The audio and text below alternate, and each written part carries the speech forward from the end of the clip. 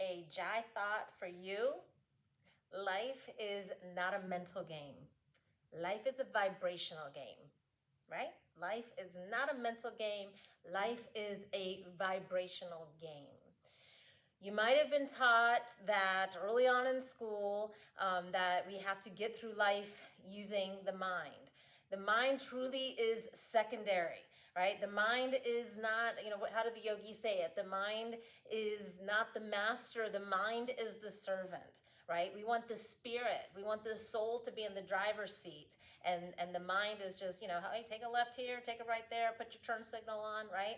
That's how we want the mind to behave. We want to be driven by the soul.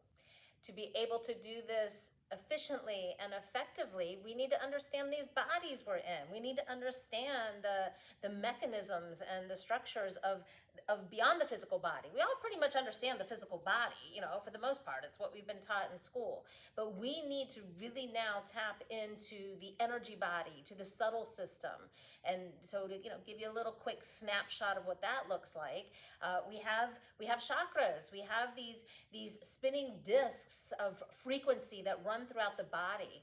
And the chakras, they don't exist in the physical plane. The chakras exist in the energy, in the subtle realms. So and these chakras they give us the whole color, the whole spectrum of what it is to be human. So simply to run through the chakras, we have the first chakra, which is our root, it's our foundation, it's our connection to the earth, to the playground, to the foundation in which we came here to experience. The second chakra is, that's all about our passion and our intimacy and our creativity.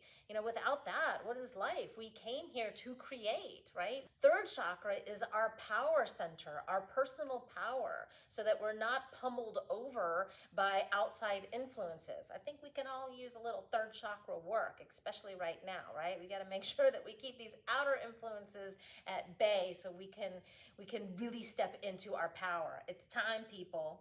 Fourth chakra is, it's that heart center. It's about unconditional love. This is where we want to move to on the planet. The yogis say, if you can't see the divine in all, you can't see the divine at all. Yeah.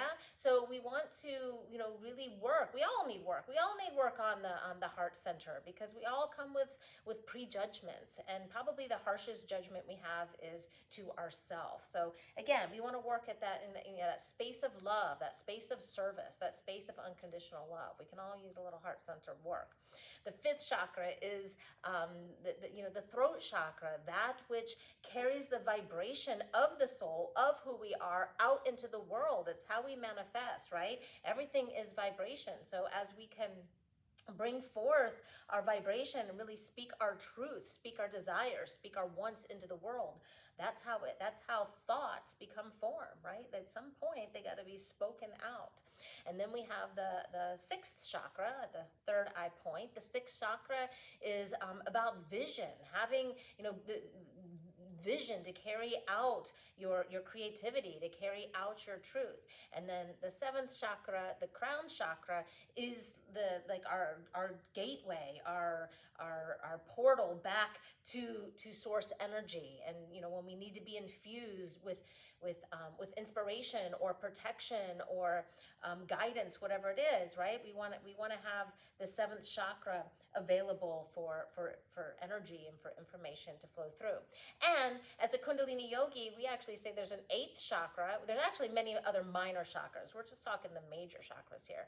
But the eighth chakra is all the chakras combined. The eighth chakra is your aura. The eighth chakra is when you walk into a room and all your chakras are balanced and lit and you're, vibing high. People notice you. People notice you. They feel you, right? We feel people's energy. That's the chakra system at play.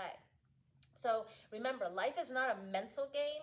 Life is a vibrational game. And we want to have our frequencies, our chakras, our energy wheels in the body, cleansed and balanced and purified. And this is daily work, because we're vibrationary beings and we're constantly coming into contact with other, energy systems in their bodies, coming around us. So we need to make sure that we're doing the cleansing work on our vibrational vibrational system on our chakras so that we can play this vibrational game well, so that we can be badass manifestors, so that we can show up and accomplish our soul mission. We all have one. The sooner we understand how to work these vehicles and shift our vibration at will, and it's going to get easier. It's going to get easier in this Aquarian age we're stepping into. It's going to get easier as more people understand how to work the vehicle. They can support those who are still not clear on how to work their vehicle.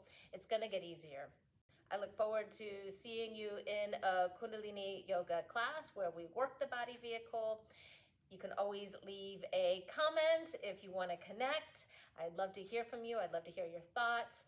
Please like, please subscribe, please share. It helps keep the content moving forward. Sending love, sending light. Satnam.